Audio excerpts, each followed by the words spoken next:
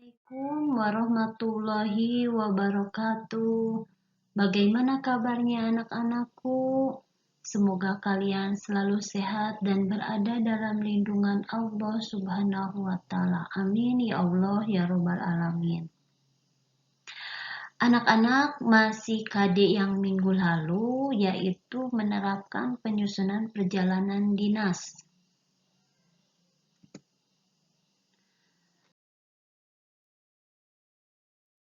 Melanjutkan pembelajaran minggu lalu yang poin 2-nya yaitu persiapan dokumen perjalanan bisnis. Dalam mempersiapkan dokumen perjalanan bisnis yaitu ada dokumen internal. Dokumen internal adalah dokumen yang diterbitkan oleh perusahaan atau instansi yang bersangkutan. Di sini ada surat tugas. Surat tugas adalah surat yang dikeluarkan oleh pejabat yang berwenang di perusahaan dan diberikan kepada seorang atau bawahan untuk melakukan perjalanan tertentu. Dalam surat tugas terdiri dari 4 bagian, yaitu ada bagian kepala surat, ada pembukaan surat, ada bagian isi surat, dan ada bagian penutup surat. Yang kedua adalah surat perintah perjalanan dinas. Surat perintah perjalanan dinas atau SPPD adalah surat yang dikeluarkan oleh suatu instansi atau seseorang yang lebih tinggi kedudukannya yang ditujukan kepada seorang bawahan untuk melaksanakan perjalanan dinas.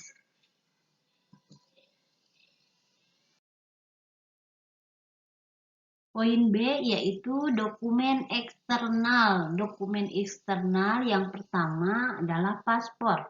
Paspor adalah identitas warga negara yang akan melakukan perjalanan ke luar negeri. Dengan paspor, Anda dapat berpergian ke mancanegara tanpa harus dikatakan pendatang gelap. Yang kedua adalah visa. Visa adalah izin tinggal di suatu negara untuk suatu periode tertentu. Visa dikeluarkan oleh kedutaan besar atau oleh kantor perwakilan dari negara tujuan atau kantor konsulat.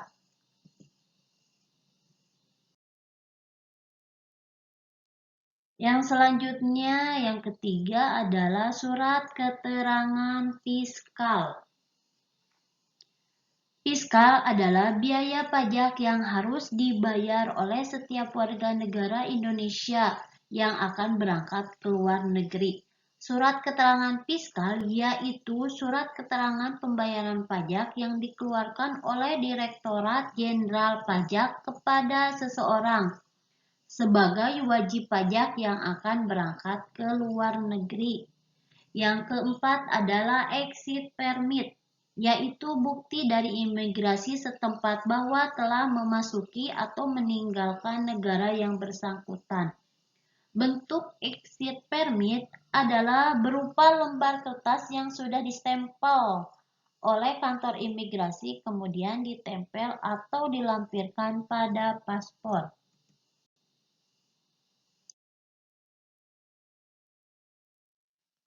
Yang kelima, sertifikat kesehatan adalah surat keterangan imunisasi untuk vaksinasi penyakit tertentu.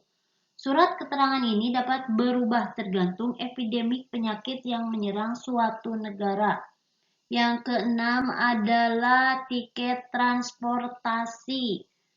Transportasi merupakan media pemindahan dari satu tempat ke tempat lain. Sebelum memilih jenis alat transportasi yang akan digunakan, diperlukan beberapa perhitungan khusus antara lain sebagai berikut.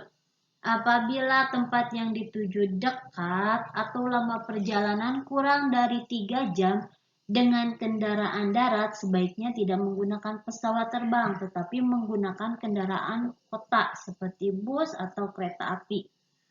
Apabila perjalanan darat lebih dari 4 jam, sebaiknya menggunakan pesawat terbang. Dalam memesan tiket pesawat terbang perlu diperhatikan apabila tiket pesawat yang sudah dibeli sesuai dengan pesanan atau belum.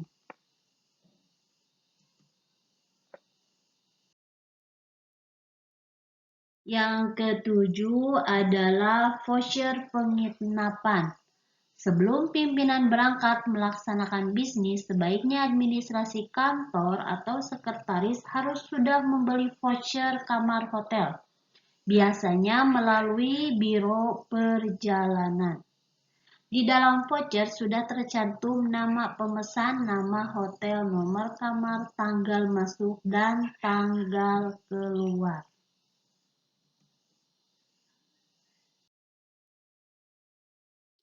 Yang ketiga, persiapan transportasi dan akomodasi.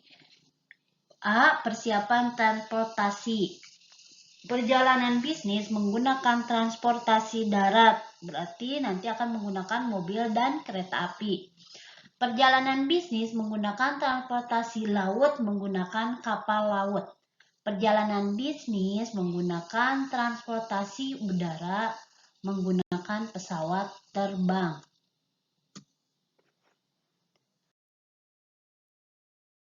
Persiapan akomodasi. Yang pertama adalah pemesanan kamar hotel. Pemesanan kamar hotel sebaiknya dilakukan sehari sebelumnya.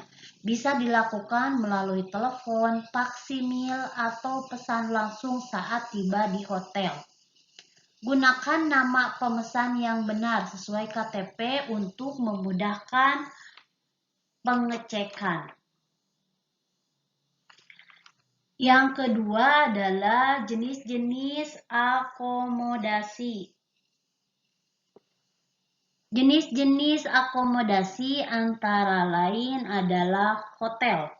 Hotel yaitu penginapan yang dikelola secara komersial dan memenuhi persyaratan yang telah ditetapkan pemerintah dengan menyediakan jasa pelayanan makan, minum, dan jasa pelayanan lainnya.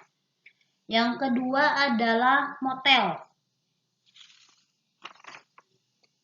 Motel yaitu penginapan yang dilengkapi dengan tempat parkir kendaraan yang terletak dekat kamar dan biasanya tertutup.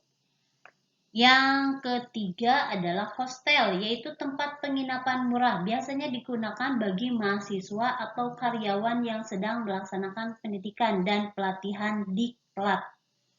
Yang selanjutnya adalah lodgement, yaitu rumah penginapan yang hanya menyewakan kamar dan tamu tidak mendapat fasilitas makan. Yang selanjutnya adalah mansion, yaitu rumah besar yang disewakan. Yang selanjutnya adalah mess, yaitu penginapan yang biasanya dibangun oleh suatu instansi tertentu dengan biaya sewa yang relatif lebih murah. Yang terakhir yaitu bungalow, yaitu penginapan yang berupa rumah-rumah kecil yang digunakan untuk beristirahat di daerah wisata.